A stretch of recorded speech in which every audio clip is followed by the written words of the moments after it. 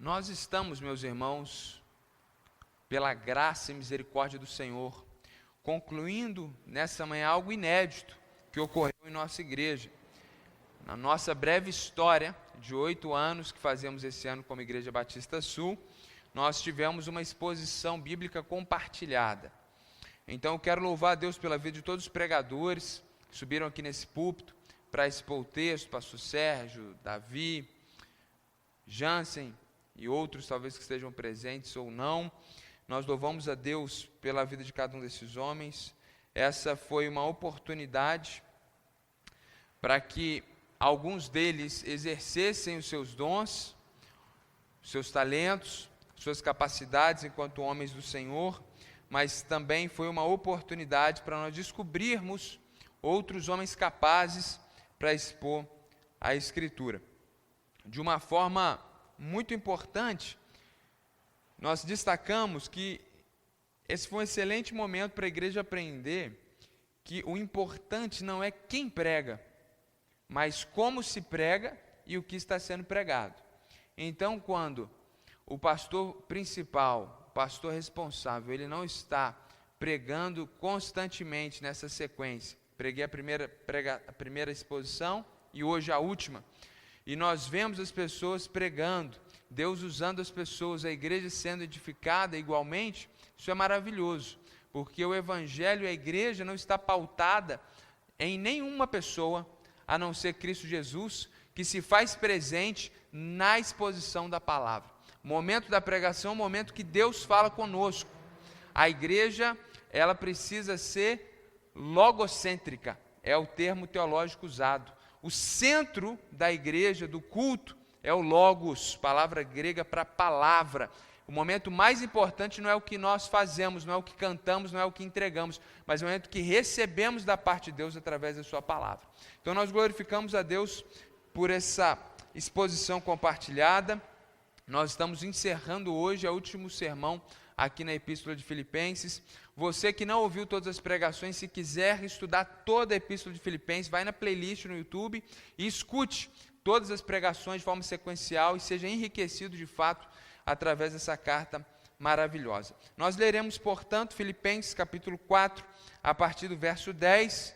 Pastor Sérgio terminou na semana passada o verso 9 e iremos até o final, até o verso 23. Diz assim a palavra do Senhor: Fiquei muito alegre no Senhor, porque agora, uma vez mais, renasceu o cuidado que vocês têm por mim. Na verdade, vocês já tinham esse cuidado antes, só que lhes faltava oportunidade. Digo isto, não porque esteja necessitado, porque aprendi a viver contente em toda e qualquer situação. Sei o que é passar necessidade e sei também o que é ter em abundância. Aprendi o segredo de toda e qualquer circunstância, tanto de estar alimentado como de ter fome, tanto de ter em abundância como de passar necessidade. Tudo posso naquele que me fortalece. No entanto, vocês fizeram bem associando-se comigo nas aflições. E como vocês, filipenses, sabem muito bem, no início da pregação do Evangelho, quando parti da Macedônia, nenhuma igreja se associou comigo nessa questão de dar e receber, exceto vocês somente. Porque até quando eu estava em Tessalônica, por mais de uma vez vocês mandaram bastante para as minhas necessidades. Não que eu esteja pedindo ajuda, pois o que realmente me interessa é o fruto que aumente o crédito na conta de vocês. Recebi tudo e tenho até de sobra. Estou suprido, desde que Epafrodito me entregou o que vocês me mandaram, que é uma oferta de aroma agradável, um sacrifício que Deus aceita e que lhe agrada. E o meu Deus, segundo a sua riqueza em glória, há de suprir em Cristo Jesus tudo aquilo de que vocês precisam. A nosso Deus e Pai, seja glória para todos sempre. Amém. Saúdem cada um dos santos em Cristo Jesus. Os irmãos que estão comigo mandam saudações. Todos os santos mandam saudações, especialmente os da casa de César. A graça do Senhor Jesus Cristo esteja com o espírito de vocês. Enquanto falsos mestres, falsos profetas, só falam de colaboração financeira, porque querem explorar a fé das pessoas e devorar as ovelhas de Cristo, pastores de Deus, ao contrário, se colocam numa posição de constrangimento, evitam o assunto para não serem confundidos com os exploradores da fé. Então nós temos dois extremos na igreja evangélica brasileira: homens de Deus constrangidos, acuados, temerosos de falar sobre esse assunto, que é o assunto da contribuição financeira, porque por outro lado nós temos uma massa de estelionatários, de charlatões, de homens que se autodenominam pastores ou receberam esse título, mas de fato não são pastores, tampouco homens de Deus, e exploram a fé das pessoas. Mas sem constrangimento algum nós falaremos nessa manhã sobre a teologia da contribuição, ou seja, o que a Bíblia ensina sobre contribuição financeira. Não falaremos tudo, porque a Bíblia ela trata do assunto em outros textos e amplia nosso entendimento, mas falaremos bastante sobre esse assunto, porque essa perícope fala muito, essa porção da Escritura fala bastante sobre esse assunto. E sem constrangimento, porque não foi eu que escolhi o tema parte da Escritura, e também porque nós nos propusemos aqui, de forma compartilhada, a expor toda a Epístola dos Filipenses. Então é natural que ao chegar no fim, eu também pregue aquilo que está na Escritura. Nossa obrigação como ministros do Evangelho é ensinar toda a Escritura. Por isso que um dos pilares da nossa igreja é a exposição bíblica. Nós acreditamos nessa pregação sequencial, onde nós não escolhemos como pregadores o que nós queremos pregar, mas somos constrangidos por Deus a expor de fato o que está na Escritura. Então eu quero, de uma forma breve, dinâmica, reler esse texto com você, trazendo algumas contribuições, algumas explicações, antes que a gente possa aprofundar no texto. O apóstolo Paulo começa no verso 10 dizendo que ficou muito, muito alegre no Senhor, porque agora, uma vez mais, renasceu o cuidado que vocês têm por mim. O apóstolo Paulo estava preso em Roma. Estava preso por causa do Evangelho.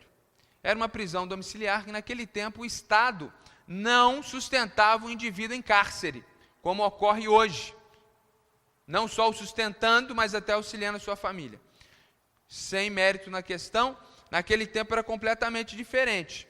Se o indivíduo não recebia um sustento de forma externa, ele ficava numa situação extremamente complexa, certamente viria a óbito de fome, de desnutrição, de inanição e etc.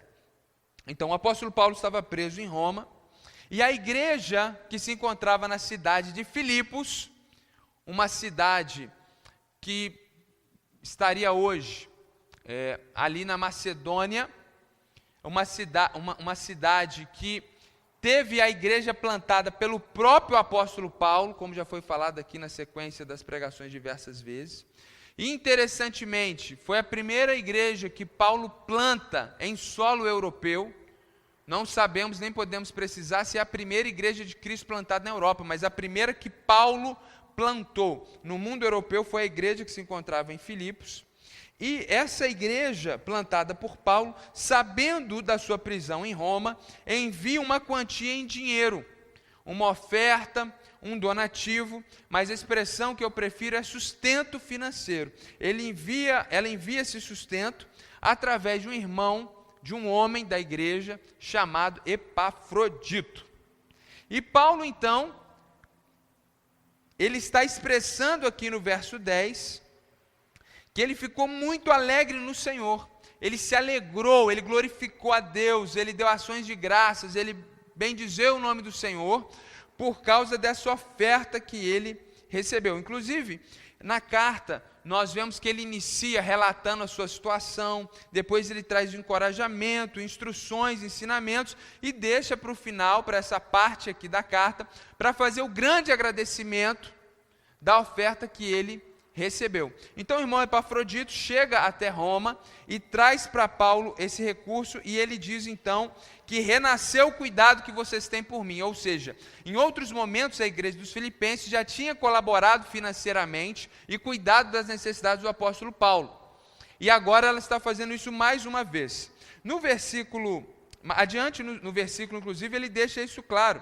Na verdade, vocês tinham esse cuidado antes, Paulo não quer parecer rude, grosseiro e nem passar uma má impressão de quando ele diz: renasceu o cuidado que vocês têm por mim, como se ele estivesse cobrando a igreja. Então, para deixar claro que não é esse o seu intuito, ele diz: eu sei que lhes faltava oportunidade, ou seja, ele estava certo, e ele quer transparecer isso para a igreja de Filipos, que ele sabia do cuidado, do amor que aquela igreja tinha para com ele, e só não tinham enviado recursos anteriormente porque faltava oportunidade. Meus irmãos, para além de uma questão de capacidade financeira da igreja, nós precisamos entender que o mundo naquele período era muito diferente do nosso. Então, até chegar em Filipos a notícia de que Paulo estava preso em Roma, Deus sabe quanto tempo levou. E até que esses irmãos se mobilizassem, escolhessem alguém e enviassem esse recurso, então nós estamos falando de um homem que sai da Macedônia e vai até Roma. Você tem aí um mapa na sua cabeça, né? Você tem ali a Península Itálica, ali nós temos a Grécia. Então, inclusive, se ele foi andando, se ele foi de forma terrestre, a cavalo, algum meio terrestre, ele levou muito tempo, possivelmente ele usou o meio marítimo, o que trazia dificuldades, nós não tínhamos embarcações como temos hoje, então por isso houve essa dificuldade natural dentro daquele contexto. E aí no verso 11, ele vai fazer uma ressalva, ele vai abrir um parênteses, ele vai dizer o seguinte: eu não estou dizendo isso, eu não estou dizendo que eu glorifico a Deus pelo cuidado financeiro de vocês para comigo, porque eu estava necessitado. Certamente, irmãos, ele estava em necessidade financeira, ele estava preso, ele não conseguia trabalhar, e ele estava com necessidade financeira, por isso que ele está agradecendo, inclusive. Quando ele fala aqui, não que eu esteja necessitado, o que ele está dizendo é, não que eu estava com um coração aflito, preocupado, desesperado, revoltado, para que vocês enviassem a oferta, porque afinal de contas, eu que plantei essa igreja, eu sou digno desse sustento. Quando ele diz que ele não estava necessitado, não é que ele não tinha necessidade material, mas emocionalmente, espiritualmente, o coração dele estava pleno. Ele não estava com aquele coração aflito e desesperado. Por quê? Ele aprendeu a viver contente em toda e qualquer situação. E para que fique claro do que ele está falando, ele diz: eu sei o que é passar necessidade, como ele estava preso em necessidade, e sei também o que é ter em abundância. Houve momentos de ofertas generosas, de um sustento pleno e completo, e ele ter em abundância, a ponto de suprir as necessidades e poder abençoar outras pessoas. Aprendi o segredo de toda e qualquer circunstância, tanto de estar alimentado como de ter fome. Nós vemos que o apóstolo Paulo passa por momentos de dificuldades, que inclusive traz limitações no que diz respeito à sua alimentação. Tanto de ter em abundância como de passar necessidade. Eu tudo posso naquele que me fortalece. Então ele está dizendo, quando eu digo que eu glorifico a Deus por essa oferta e expresso a minha gratidão, não é que eu estava aqui reclamando, murmurando, desesperado. Pelo contrário, eu posso todas as coisas naquele que me fortalece. O meu contentamento em Deus é tão grande que se eu tenho recursos, eu glorifico ao Senhor. Se eu não tenho recursos e talvez esteja até numa situação de fome, eu também glorifico ao Senhor. Infelizmente, a maior parte das pessoas usam esse versículo de forma inapropriada e fora do contexto. Primeiro, inapropriadamente, quando eles dizem que eles podem conquistar, vencer, triunfar, passar no vestibular, porque eu posso tudo naquele que me fortalece. O texto seria melhor aplicado se você fosse reprovado no Enem, não conseguisse entrar na faculdade, tivesse deprimido, amargurado, e aí você se alegrasse, tivesse a sua alma contente e dissesse, eu posso todas as coisas naquele que me fortalece. É um versículo que nós usamos quando estamos em tragédia, e não quando estamos no alto dos montes, soltando fogos de artifícios. Então, outra forma que as pessoas usam de forma equivocada esse versículo, é que eles destacam esse texto e tratam ele de uma forma fora do seu contexto. Vemos que isso é apenas um parênteses dentro de um raciocínio maior do apóstolo Paulo. Então, depois de fazer essa ressalva, depois de fazer esses parênteses, ele vai prosseguir, retomando o que ele estava dizendo. No entanto, vocês fizeram bem associando-se comigo nas minhas aflições. Eu estou contente em Deus, o Espírito Santo supre a minha alma e meu espírito, independente da minha condição material, mas vocês fazem bem quando vocês enviam a oferta. E no verso 15, ele vai trazer outro parênteses, no verso 16 e 15, relembrando esse histórico relacional, nessa relação de dar e receber entre a igreja de Filipos e o apóstolo Paulo. E como vocês filipenses sabem muito bem, no início da pregação do Evangelho, Não quando Paulo começou efetivamente, mas certamente quando ele começou ali na cidade de Filipos e na região da Macedônia. Quando parti da Macedônia, nenhuma igreja se associou comigo nessa questão de dar e receber, ou seja, nenhuma igreja contribuía financeiramente para o meu sustento, exceto você. Você imagina isso? Um homem que plantou algumas igrejas e nenhuma delas estava envolvida nessa relação de investir no ministério do apóstolo Paulo e contribuir para o seu sustento, exceto a igreja de Filipos. Porque até quando eu estava em Tessalônica, ou seja, até quando eu estava na Macedônia ainda, porque no verso 15 ele diz, quando eu saí da Macedônia, quando eu entrei e avancei para a Europa, só vocês permaneceram. Mas ainda ele diz agora, até quando eu estava na Macedônia, eu saí de Filipos e fui para uma cidade ao lado, que é Tessalônica, por mais de uma vez vocês mandaram bastante para as minhas necessidades. Ele fecha o parênteses, rememorando esse histórico de relacionamento da igreja para com ele, e no verso 17 ele avança, não que eu esteja pedindo ajuda, o que ele já disse lá atrás, ele quer deixar isso muito claro, pois o que realmente me interessa é o fruto que aumente o crédito na conta de vocês. O que ele está dizendo é, o que eu estou realmente interessado, irmãos, não é o fato de receber o recurso, porque eu estou tão aperfeiçoado em Cristo, que se eu tenho ou eu não tenho, eu glorifico ao Senhor e eu tenho contentamento em Deus. Cristo é suficiente para mim, Paulo está dizendo. Mas eu quero que vocês entendam que quando vocês contribuem com um obreiro, quando vocês contribuem com o meu ministério, Paulo diz, vocês estão contribuindo para o avanço do Evangelho e isso resulta em bênçãos para vocês. Recebi tudo e tenho até de sobra. Agora ele recebeu a oferta e está sobrando, graças a Deus. Estou suprido, desde que Epafrodito me entregou o que vocês me mandaram, como eu já tinha dito aqui na introdução, que é uma oferta de aroma agradável, um sacrifício que Deus aceita e lhe agrada.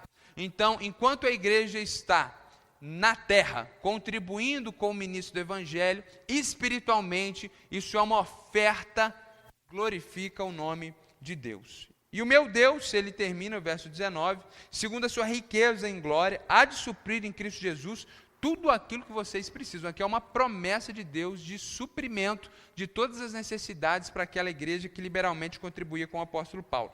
Ele termina no verso 20 glorificando a Deus, o nosso Pai seja a glória para todos sempre. E no verso 21, ele manda um abraço para todos os santos, ou seja, para todos os crentes em Cristo Jesus que foram santificados pelo sangue do Cordeiro. Ele diz que os irmãos, a igreja que estava com Paulo em Roma, está também mandando um abraço para a igreja dos Filipenses.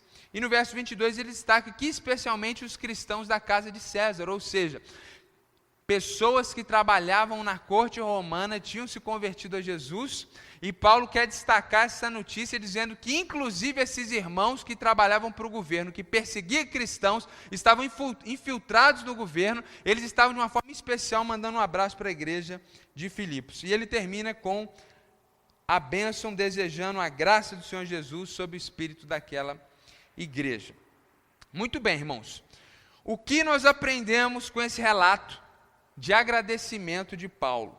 Por que o Espírito Santo preservou essa carta? Por que o Espírito Santo preservou essa perícope, essa passagem, onde Paulo está agradecendo aquela igreja? O que Paulo está ensinando à igreja com aquele agradecimento? Essa é a pergunta que nós precisamos fazer para o texto. E de uma forma muito simples e objetiva, nós queremos afirmar para os irmãos que o texto está nos ensinando, enquanto nós lemos o agradecimento de Paulo para com aquela igreja, é que a igreja que sustenta ministros fiéis, ela é ricamente abençoada. É isso que Paulo está ensinando à igreja de Filipos. Para além de trazer um agradecimento frio, ele está trazendo uma verdade teológica, ele está colaborando para a compreensão de todo o evangelho daquela igreja. Agora me permita te mostrar isso no texto e ampliar essa verdade.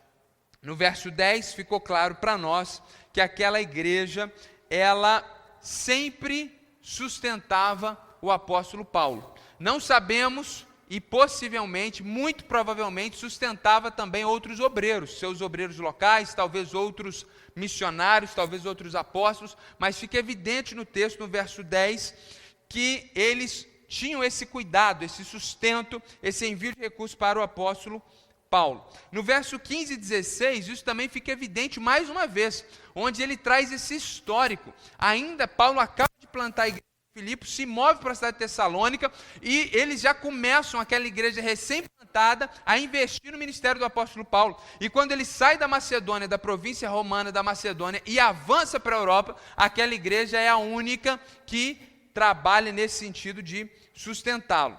Então, quando nós dizemos que a igreja que sustenta ministros, ela vai ser abençoada, nós precisamos entender que essa igreja dos filipenses, ela era essa igreja que sustentava os seus obreiros, que sustentava obreiros. Nós sabemos que o apóstolo Paulo, ele era um missionário. E as pessoas, de uma forma muito simplória, acham que Paulo era fazedor de tenda de tempo integral, e não é verdade. O que nós vemos quando estamos no Novo Testamento é que o apóstolo Paulo, ele, quando não tinha ninguém investindo no seu ministério, ele trabalhava durante a semana e investia o sábado, sobretudo, para instruir nas sinagogas os judeus e evangelizá-los, e aos domingos estava se reunindo com as igrejas para edificá-la. E durante a semana trabalhava. Tão logo os recursos chegavam, ele abandonava o seu serviço de fazedor de tendas, era o seu ofício, e se dedicava todos os dias da semana para o ofício do ministério de plantação e pastoreio da igreja. Inclusive, nós temos aqui nesse texto indício de que diversas vezes a igreja dos Filipenses enviaram recursos, mostrando que até aqui só a igreja de Filipos fazia, mas depois vemos no avançar que outras igrejas também contribuíam. Então essa ideia de que Paulo era fazedor de tenda precisa ser entendida à luz de todo o contexto neotestamentário. Ou seja, se um obreiro não tem sustento, ele não vai roubar, ele não vai abandonar o ministério, ele vai trabalhar para adquirir o sustento e servir dentro das suas possibilidades. Mas uma vez que o recurso chega, esse Paulo, apóstolo, ele se dedica exclusivamente ao trabalho. E ele tinha um método, ele colhia ofertas e sustentos de outras igrejas, para que a igreja que estava sendo plantada não acusasse de ser mais um religioso mercenário que havia aos montes no primeiro século, que ensinavam algo, religião, filosofia, etc., e colhiam dinheiro das pessoas. Então, para que as pessoas não tivessem uma compreensão errada do que é o Evangelho, e não entendessem o Evangelho de uma forma mercadológica, o que o apóstolo Paulo faz? Ele colhe ofertas de outras igrejas, como colhia dos filipenses, para plantar igrejas em outras localidades. É exatamente o que acontece com missionários. Quando os missionários chegam e as pessoas começam a se converter, eles não começam a recolher recursos financeiros de forma imediata. Eles têm um sustento da igreja enviadora, da igreja brasileira, que envia esse missionário para o Oriente Médio, e somente quando essa igreja tem condições exclusivas de sustentar o obreiro, é que ele pode ser de alguma forma beneficiado, para que não haja uma má compreensão. Então essa é a metodologia de Paulo, essa é a metodologia que nós usamos até hoje, e o que nós aprendemos com a igreja de Filipos é que nós também precisamos sustentar os seus ministros, seus pastores locais e missionários, que saem dessa igreja para que o evangelho avance em outras localidades. Então, nós não podemos simplesmente olhar para esse relato de agradecimento e ficar na superficialidade, mas entender que quando o Espírito Santo preserva essa passagem, o que ela quer nos ensinar é isso, que assim como a igreja de Filipos, nós precisamos sustentar ministros. A palavra ministro significa, na sua etimologia, servo, aqueles que servem o evangelho de forma integral. Isso se aplica a obreiros, pastores locais, isso se aplica a missionários. Inclusive, em 1 Coríntios capítulo 9, verso 11, nós temos ali uma citação que aponta que a principal responsabilidade financeira da igreja deve ser para o sustento de pastores locais e de missionários, porque eles são aqueles que estão investindo espiritualmente questões eternas na sua vida, dedicando exclusivamente para o seu crescimento espiritual, e é completamente natural que você compartilhe com ele aquilo que é o mínimo, aquilo que não é nada, aquilo que vai ser consumido pelo fogo, que é a questão material. Então o apóstolo Paulo, nesse versículo, ele faz essa pergunta retórica para que não seja muito ofensivo para com a igreja de Corinto, que tinha dificuldade de entender essa questão. Então, o que nós vemos, meus irmãos, é que quando olhamos para toda a Escritura, a ação social, que muitas vezes é enfatizada em nossos dias, ela era minoritária dentro da ação da igreja neotestamentária. Algumas igrejas acham que os recursos da igreja têm que ser usados para construir casas, para pessoas que não têm casa, para fazer hospital. Isso aqui não é ONG. O dinheiro de missões é para fazer obra social no Oriente Médio. Missões não é ONG. Há espaço para trabalho social no Novo Testamento? Há pouco, mas há. Por quê? Justamente as pessoas precisam entender que o Evangelho não é tirar você da pobreza. O Evangelho é poder de Deus para a salvação de todo aquele que crê. Inclusive a gente pregou isso aqui há 2 anos atrás, em Efésios, deixando muito claro como que na igreja de Éfeso, para você receber uma cesta básica, era terrível, difícil. Eu acho que nenhum membro da igreja aqui poderia receber uma cesta básica na igreja de Éfeso. É uma lista severa, severa. Então não estamos aqui nos isentando da nossa contribuição nesse sentido, mas eu quero que a igreja compreenda isso, que o foco principal das responsabilidades financeiras da igreja precisa ser com missionários e com seus pastores. Depois nós ajustamos recursos para outras coisas, porque são os missionários que vão plantar outras igrejas e mudar esse quadro que nós vimos aqui. Ao passo que esse é o mandamento de Deus, que nós evangelizemos as nações. E é esse recurso que sustenta obreiros, para que obreiros se dediquem integralmente e possam fazer o seu serviço de uma forma integral, e assim ser bem-sucedido e você ser abençoado. Jesus, inclusive, foi sustentado em seu ministério. Lucas capítulo 8, de 1 a 3, nós vemos isso. Jesus foi sustentado por um grupo de mulheres ricas. Não só ele, mas os seus apóstolos. Inclusive, entre eles havia um tesoureiro, porque havia recursos que circulavam. E eles davam questões para pobres, faziam obra social sim, mas primeiramente os recursos eram para o sustento do Senhor. Então, de forma prática, como que nós podemos, como a igreja de Filipenses, sustentar obreiros? Nós, irmãos, podemos, como membros da igreja, estar envolvidos nisso de uma forma muito simples e direta, objetiva, adotando o princípio veterotestamentário do dízimo. Os irmãos sabem que, à luz da Escritura, nós não condenamos e relegamos ao inferno uma pessoa que não entrega o seu dízimo. Agora, essa é uma prática do Velho Testamento, que se nós, na nova aliança, adotamos, nós podemos dizer com o coração em paz, com a nossa mente em paz e com o nosso coração cheio de alegria, que nós contribuímos para o sustento dos obreiros. Porque se a igreja tem os seus membros mensalmente entregando um valor que é equivalente a 10% do que eles recebem, essa igreja tem previsibilidade, essa igreja consegue sustentar pastores, essa igreja consegue enviar missionários, porque não é uma igreja que de repente as pessoas dão quanto querem na hora que querem. Nesse mês ele dá 10, no outro mês ele dá 100, no mês que vem ele não dá nada. A igreja não consegue se planejar, a igreja não consegue sustentar obreiros. É muito importante também nós pensarmos que, para além dessa questão do dízimo, que traz essa previsibilidade, ou melhor, ainda dentro do dízimo, eu quero que você entenda que, pensando não só na igreja, mas pensando em você, quando você adota esse padrão do Velho Testamento, você não esquece da contribuição, porque é algo que é normal e ordinário dentro do seu orçamento. Quando você entrega o dízimo, você não é tentado para usar recursos para outras coisas, porque você tem um compromisso nesse sentido. E é algo muito justo, porque o irmão que ganha R$1.000 e o irmão que ganha R$10.000, todos tirarão 10% da sua renda.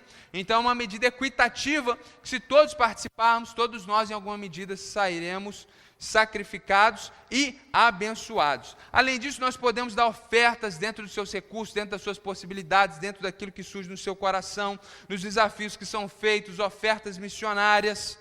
E não só nesse sentido, mas quando tivermos missionários na nossa igreja, que você seja o primeiro a levar para almoçar e fazer aquele almoço de primeira qualidade, você dê uma oferta para o indivíduo quando ele estiver ali na porta, o missionário que vem de fora, ter uma consciência de generosidade, chamar as pessoas para dentro da nossa casa, abençoar missionários, contribuir para o sustento de obreiros. Estou te dando formas práticas no século 21 de você fazer o que a igreja de Filipos fazia. Agora, é interessante que essa igreja, ela não abençoava qualquer ministro. Paulo dá essa dica para eles. Ele fala, olha, eu não estou aqui pedindo dinheiro porque eu estou aqui numa necessidade, eu estou bem em Cristo. Ele mostra com isso que a igreja deveria contribuir com obreiros fiéis. Quem são os obreiros fiéis? É os obreiros que estão contentes em Cristo. Não são mercenários que precisam de dinheiro para estarem contentes, mas eles estão plenos em Deus. Eles não estão felizes com quanto eles recebem, mas eles estão felizes com Cristo Jesus. E eles se alegram com o cuidado de Deus através da vida da igreja e através da vida dos irmãos. Mas a fé, o trabalho deles, não é baseado em quanto eles recebem. Paulo diz, eu posso todas as coisas naquele que me fortalece. O ministro fiel, irmão, é aquele que não é um profissional, ele não é avarento, ele não é um mercenário.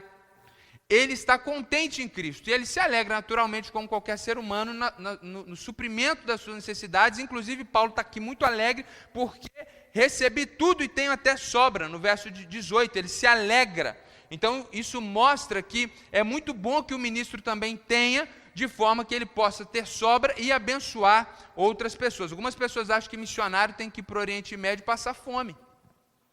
Quero que você entenda que enquanto esse quadro aqui não mudar, enquanto houver povos alcançados, Jesus não vai voltar. Você, seus filhos, seus netos vão ser devorados pelo diabo e pelo anticristo. Porque não existe, eu vou falar claramente, essa ideia de que a gente vai ser arrebatado antes do diabo assumir o negócio. Não tem isso na Bíblia. Isso aí, irmãos, não tem na Bíblia, desculpa a sinceridade, mas isso me irrita. As pessoas vivem de uma forma leviana, porque eles acreditam que daqui a pouco eles vão subir para o céu, o avião vai cair, porque o piloto era crente, e pronto, o mundo que se exploda, você vai explodir junto. Jesus só retorna em glória quando houver discípulos em todas as etnias da terra. Então, quando a Tainara chega aqui e fala que tem povos não engajados, o que ela está falando? Que existem milhares de povos que não tem um crente. Jesus não vai voltar amanhã.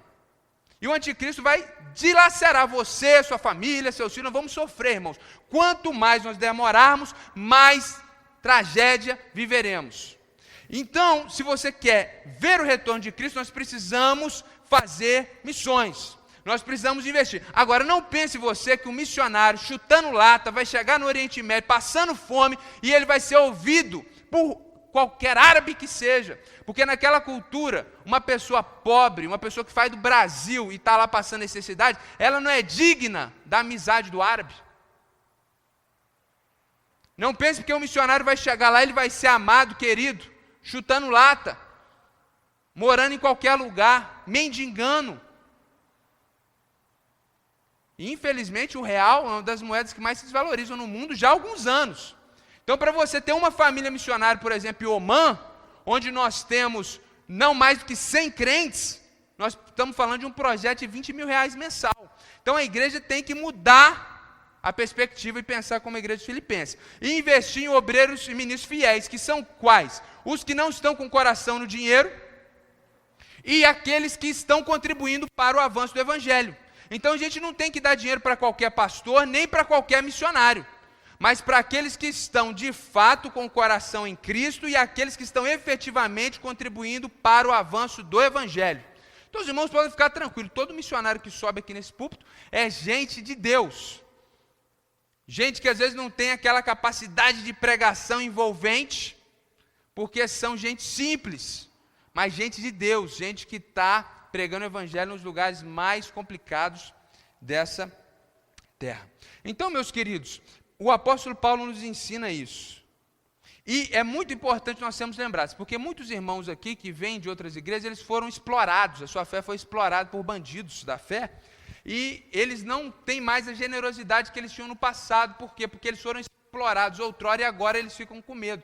Você precisa ser curado disso, liberto disso, da sua tragédia pessoal, do seu passado. Onde existem ministros que estão sendo fiéis, nós podemos e devemos, como igreja, contribuir de forma generosa. Se existem pessoas que estão contribuindo efetivamente para o avanço do evangelho, podemos contribuir com alegria. Agora, no verso 17, o que nós aprendemos é que Paulo, quando ele está encorajando os filipenses a dar para ministros fiéis, ele deixa claro que, quando ele faz isso, não é porque ele está em dependência, não é porque o ministro está em dependência. Porque, irmãos, eu vou abrir aqui uma questão pessoal para os irmãos entenderem. Eu era missionário, eu vou tentar ocultar o tempo e o local para que você não saiba a história toda, porque eu não quero que ninguém fique chateado. Eu quero te dar o testemunho. nós éramos missionários. Nós tínhamos uma igreja que enviava 60% do nosso sustento. E tínhamos outros irmãos que contribuíam com o nosso sustento até completar o que precisávamos. A minha esposa ficou grávida. E eu compartilhei com esse irmão, que era o meu pastor, líder dessa igreja, que era responsável por 60% do meu sustento. Quando eu compartilhei com ele, com muita alegria, ele me chamou para uma reunião, 4 dias depois. E logo que nós começamos a reunião, eu perguntei, pastor, como que estão as entradas da igreja? A igreja tem sido muito generosa conosco, nos auxiliando, e ele falou, Ricardo, Deus tem feito coisas incríveis. Em 6 meses, as entradas da igreja, a média aumentou mais de R$6.000. Então, Deus tem sido muito generoso. E a conversa caminhou, e a notícia final era que, apesar de tudo isso, apesar da minha esposa estar grávida, e apesar da igreja estar superabundantemente sendo abençoada por Deus, ele queria cortar o meu sustento completamente. Então, eu perdi, junto com a excelente notícia que eu seria pai, no momento que eu teria mais necessidade, 60% do meu sustento. O motivo disso, meus irmãos, hoje eu tenho convicção, para que eu pudesse ter essa experiência e compartilhar com tantas pessoas e glorificar o nome de Deus. Não tenho nenhuma mágoa, ressentimento, não há nenhuma razão racional, nunca descobri, nunca entendi, inclusive somos amigos até hoje. O que ocorreu? Alguns meses se passaram até que isso fosse efetivado. No mesmo dia, na mesma hora, 7h30 da noite, que aquela igreja se reuniu e decretou o corte do sustento missionário, eu estava a 1.500 quilômetros de distância, numa outra reunião, no mesmo horário, com uma outra igreja, que estava me convidando para pregar ocasionalmente na igreja, me sustentar com mais do que o que aquela igreja me dava.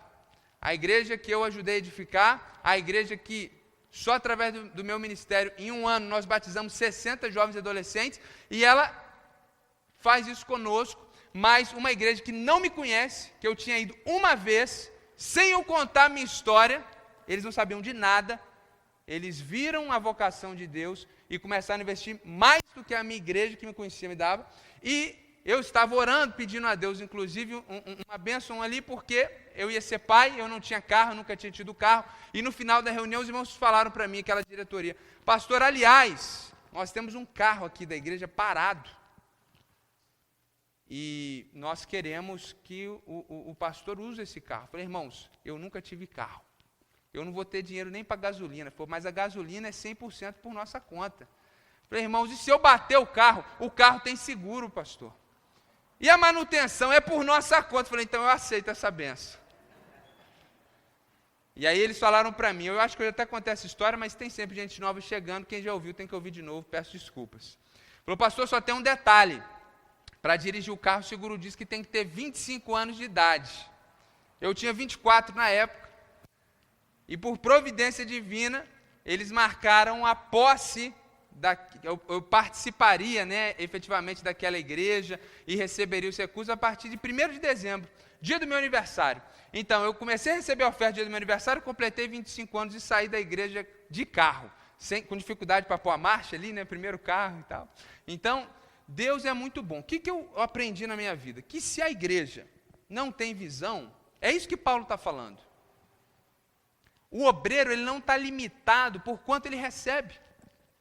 Obreiros de Deus não são orientados por quem paga mais. Nós não optamos por ministérios por quanto nós recebemos. Na nossa jornada missionária, nós tivemos em 10 anos de casados, 10 residências. E nós abrimos mão de tudo que tínhamos 10 vezes. Então nós não somos orientados por quanto nós recebemos, por quanto nós ganhamos. Por diversas vezes, deixamos de ganhar um valor para ganhar 3 vezes menos. É isso que Paulo está dizendo. Eu sei ter em abundância, eu também sei ter em necessidade. Então, ele diz no verso 17 isso, que ele não está preocupado nele. Eu preciso receber a oferta, por isso que eu estou falando essas coisas. Ele está falando, eu estou preocupado com vocês, filipenses, porque quando vocês contribuem, o fruto que aumente o crédito na conta de vocês é o que me interessa. Ou seja, Paulo quer ver um fruto na igreja. Qual que é um fruto? Uma obra, um trabalho, uma realização. Qual é? a generosidade na contribuição para o sustento de ministros fiéis. Ele quer ver isso na igreja de Filipos. Por quê? Porque quando a igreja de Filipos faz isso, o crédito, aqui é uma expressão contábil, Fenelon, nosso tesoureiro, é uma expressão contábil que ele usa. É como se tivesse uma conta no céu para cada igreja, e quanto mais essa igreja dá na terra para o avanço do evangelho para ministros fiéis, mais essa conta aumenta inversamente proporcional. Então perdemos materialmente e ganhamos espiritualmente. É isso que ele está ensinando. Ele está ensinando que uma igreja que contribui, que sustenta ministros fiéis, ela é ricamente abençoada. Até porque no verso 17, quando o texto fala que o que interessa é que aumente o crédito, é interessante que outras traduções até trazem a palavra superabunde, porque a ideia não é aumentar no ritmo da poupança. A ideia é aumentar de verdade. Deus ele vai retribuir isso com generosidade e com graça. Bom, para a gente concluir, o apóstolo Paulo, ao longo do texto, ele mostra que essa bênção rica que vem sobre a igreja, que sustenta ministros fiéis, ela ocorre de forma tripla. Então, uma igreja ela é triplamente abençoada, ou em 3 instâncias, em 3 contextos, em 3 situações, quando ela tem essa prática. Primeiro, no verso 14, ela diz: no entanto, vocês fizeram bem, associando-se comigo nas aflições. Quando uma pessoa entrega o seu dízimo, quando uma pessoa entrega uma oferta missionária, quando você, com o seu recurso, está participando do sustento de obreiros fiéis, pastores, missionários, quando você faz isso, você está associando-se no ministério daquela pessoa. Então, quando o missionário recebe a oferta da Igreja Batista Sul, nós enviamos R$3.000 lá para Vera Cruz do Oeste, além dos R$500 que a gente manda todo mês passado, para a edificação daquela igreja. Meus irmãos, quando nós chegarmos no céu, e nós tivermos ali frutos de pessoas que se converteram e sentaram naquelas cadeiras, nós temos parte nisso. Nós nos associamos. Quando a igreja contribui, você está se associando. Então, muitas vezes nós ouvimos isso e é verdade. Quando você contribui com o missionário, você está indo com o missionário. Quando alguém é abençoado pela pregação fiel do evangelho, porque o ministro teve tempo para se preparar, você que contribui para o sustento desse obreiro, através da sua contribuição periódica na igreja local, você tem parte nisso. É por isso que Jesus, em Mateus 10:41, ele diz que quem dá um copo de água para uma pessoa na qualidade de profeta, ela tem galardão de profeta. Então, quando alguém diz, pastor, que palavra abençoada, que palavra tremenda, você que contribui para que a gente possa ser integral, você tem parte nisso. Quando o missionário ganha almas para Cristo, nós que contribuímos e auxiliamos, nós estamos associados, nós temos parte nisso. E essa é a primeira bênção rica que vem sobre nós. Porque na eternidade, quando o Senhor distribuir os galardões, nós teremos parte em algumas questões e investimentos que fizemos que nós nem sabemos. Nós nem sabemos. Mas quando nós estamos investindo, muitas vezes o missionário não traz todo o relato. Muitas vezes você não vê tudo o que está acontecendo. Mas na eternidade nós veremos. Então essa é a primeira bênção rica que vem sobre a igreja. O privilégio de, através da sua contribuição, você ser participante da linha de frente do ministério e do avanço do evangelho. Então, quando você estiver contribuindo, não faça isso, como Paulo diz, por necessidade, porque você ficou constrangido. É melhor que você não dê. Faça isso, eu estou sendo parte do avanço do evangelho. E aí você dá isso abençoado, cheio de alegria. A segunda bênção está no verso 18. Recebi tudo e tenho até de sobra. Estou suprido, desde que Epafrodito me entregou o que vocês mandaram. Então, Paulo recebeu o quê? Dinheiro, que Epafrodito trouxe. Só que, espiritualmente, isso é uma oferta de aroma agradável. Um sacrifício que Deus aceita e lhe agrada. Aqui, o Antigo Testamento tem vários tipos de oferta. Não é oferta do tipo sacrificial para remissão de pecado. É oferta de sacrifício de gratidão. Havia no Antigo Testamento ofertas que você fazia para ter pecado perdoado, não se aplica aqui, porque Jesus é o único e perfeito sacrifício. Mas havia ofertas que eram feitas no Antigo Testamento, que eram ofertas de gratidão, geralmente de cereais sem sangue. Então, quando você entrega o seu dízimo, quando você entrega uma oferta missionária, quando você participa do sustento financeiro dos ministros fiéis, humanamente, você está fazendo uma doação financeira. A título contábil, é isso que está acontecendo. Espiritualmente, no entanto, você está fazendo um sacrifício a Deus, porque sim, irmãos, quando você entrega o seu dízimo, quando você oferta, isso é em alguma medida sacrificial. Mas é algo que agrada o coração de Deus. Deus, ele se alegra. Deus, ele fica agradado. E em todos nós, em alguma instância, nós estamos preocupados com a nossa aposentadoria, nós estamos preocupados com as nossas férias, com o nosso descanso, e tudo isso é legítimo, se a sua fonte de renda é legal e legítima. O que não é legítimo é que nós, muitas vezes, priorizamos a nossa questão pessoal e não priorizamos o reino de Deus. Precisamos fazer tudo de forma que Deus seja agradado e não nos esqueçamos disso. E essa é a segunda bênção. Quando nós contribuímos financeiramente, quando você dá uma oferta para a compra do computador, que vai permitir que a gente tenha uma transmissão digna, porque antes não era digna, a transmissão caía, a pessoa estava em casa, o negócio estragava tudo, a pessoa estava lá para ouvir o evangelho, deprimido, querendo uma palavra e acabava no meio. Então hoje nós temos um computador quando você dá uma oferta para o computador, humanamente você deu uma doação para o computador, espiritualmente você possibilitou que o evangelho chegue a milhares de pessoas, irmãos.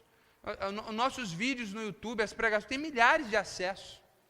Pessoas que chegam em alguns vídeos nossos e a gente nem sabe onde essas pessoas estão. Então você está sendo participante disso, e isso agrada o coração de Deus. Então quando você sustentar financeiramente a obra de Deus, tenha também esse sentimento, essa tranquilidade, e se sinta abençoado, porque Deus, ele está se agradando de você. Você está fazendo algo e Deus está feliz com isso. Deus se agrada disso, nós vemos isso no verso 18. E a última bênção, verso 19, o meu Deus, segundo a sua riqueza em glória, há de suprir em Cristo Jesus tudo aquilo de que vocês precisam. Aqui é uma promessa de que Cristo há de suprir todas as nossas necessidades quando nós contribuímos para o sustento de ministros fiéis. O que isso significa, irmãos? Que Deus, ou ele vai efetivamente te prosperar, fazer com que as coisas dê certo no seu trabalho, que você seja promovido, que você tenha a sua empresa indo bem, ele faz isso, e ele supre as suas necessidades de forma, numa intervenção no campo material. E nós temos visto isso aos montes, irmãos. É porque nós não exploramos a fé das pessoas. Então você não vai ver aqui, todo domingo, alguém dando testemunho como que melhorou de vida, como que Deus tem abençoado seus negócios. A gente não vai ficar explorando a fé de ninguém aqui. Mas o que nós vemos na vida dos irmãos é isso, como que Deus abre portas de emprego. Nós vemos na pandemia, irmãos, a gente fica até constrangido de falar isso. Vários irmãos conseguiram emprego na pandemia, a pessoa estava desempregada. E saiu, no meio da pandemia, conseguiu um emprego. Irmãos que saíram da cidade, não é porque estavam passando fome e necessidade aqui, é porque conseguiram empregos melhores. E saíram da cidade, saíram da nossa igreja, porque foi trabalhar em outro lugar com propostas de trabalho. Então Deus faz essas coisas, Deus supre todas as necessidades, há uma promessa de Deus. E quando Deus não suprir materialmente, Ele vai derramar sobre a sua vida a mesma graça que estava sobre o apóstolo Paulo. Então você vai estar lá em dificuldade, mas você vai ter uma plenitude do Espírito Santo tão grande que você vai dizer como Paulo: Cristo supre as minhas necessidades. Eu não tenho hoje, mas eu estou melhor do que se eu tivesse. Então há uma promessa de Deus para que quando nós contribuímos, Deus, ele vai suprir nossas necessidades, de uma forma ou de outra. É por isso que ele fala, ele vai suprir nossas necessidades em Cristo Jesus. Passa pela soberania de Cristo determinar se ele vai te dar recurso ou se ele vai te dar força, poder espiritual para passar sem um recurso, como muitas vezes o apóstolo Paulo passou. Não é uma promessa de que você dá dinheiro vai ganhar dinheiro, como diz o falso profeta. Conclusão: a igreja que sustenta ministros fiéis é ricamente abençoada. Essa bênção rica se manifesta de forma tripla. Quando você contribui, você está fazendo parte do avanço do Evangelho, você está indo junto com o avanço do Evangelho, você está pregando o Evangelho, você está indo como missionário, você está pregando junto com o pastor, você faz parte, essa é uma bênção. A segunda bênção é que Deus, ele é agradado. Quando você contribui, Deus se alegra, Deus fica feliz, você agrada a Deus. E o terceiro aspecto dessa bênção rica é que Deus promete para essa igreja suprir todas as suas necessidades. E nós fizemos aqui uma aplicação no campo da vida individual dos irmãos, mas eu quero fazer uma aplicação, irmãos, no campo da igreja local.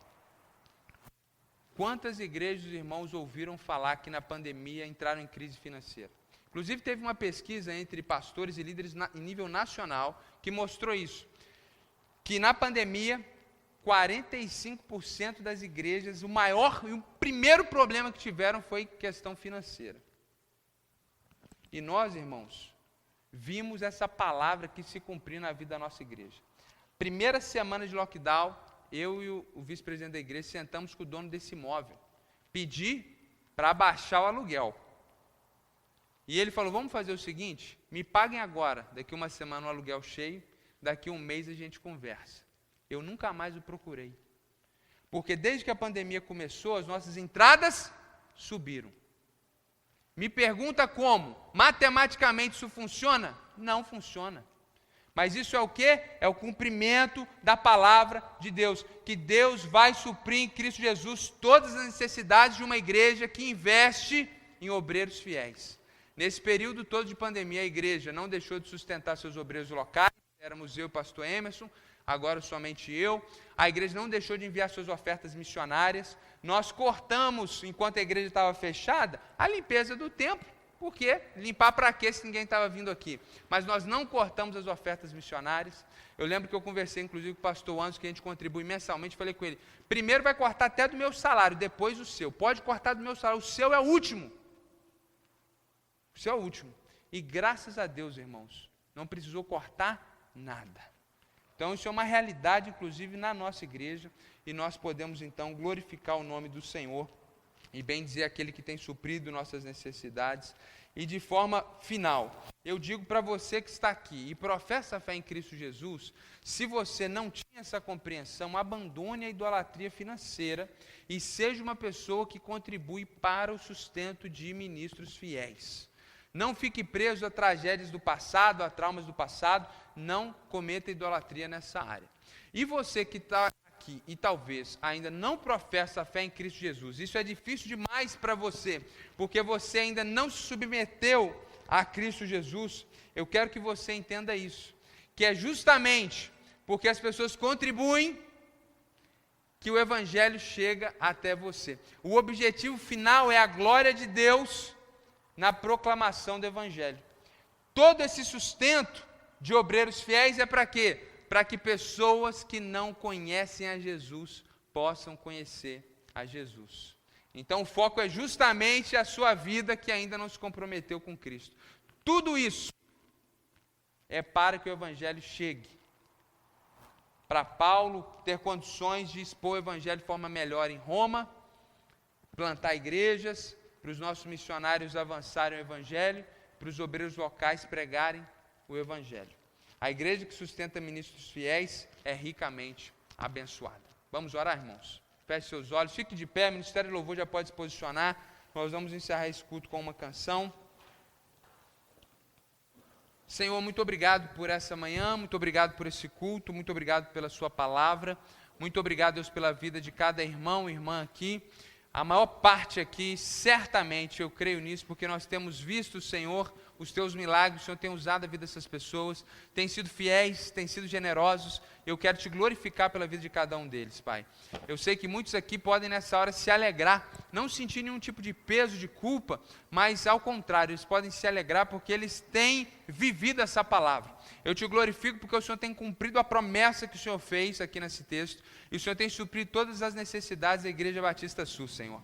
Nós te honramos, nós te glorificamos, nós tributamos honra e glória ao teu santo nome, e a nossa oração é que, se existe alguém que ainda não compreende essa verdade, que essa pessoa possa se converter nessa manhã a essa verdade bíblica e ser também parte e receber dessas bênçãos de estar envolvido, de ser parte do avanço do Evangelho, de agradar o teu nome através desse ato de adoração. Senhor, em nome de Jesus, dê um domingo abençoado para o teu povo, nos leve em paz para os nossos lares e em nome de Jesus abençoa a vida de cada um. Amém.